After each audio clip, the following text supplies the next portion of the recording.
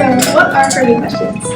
So, these are named by Fermi, and these questions are basically like impossible to solve questions, but these can be solved with little knowledge, and they're educated estimates. They're answered in scientific notation. So there are skills we can learn from Fermi.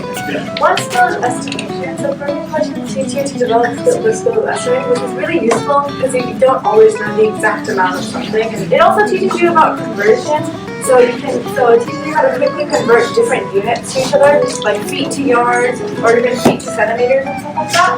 And also it teaches you extreme calculation, so it develops the skill of mental math, which will again help you on later in life. So here's just a little quiz we'll go through together. What notation are they answered in? Yeah, scientific notation. But more specifically, the powers of 10.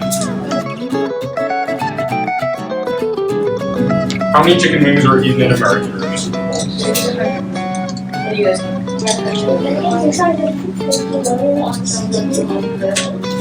I'm hearing a lot of 600 million. What do you guys think? 800 million. 9 and 600 million? You'd be really close. For the facts, we have Gavin, Alan, and Jeanette.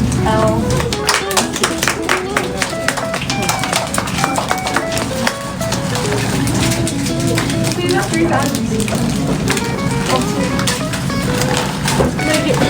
have 3. I have 2. And then for the beads, we have Brad, William, and Max. Okay.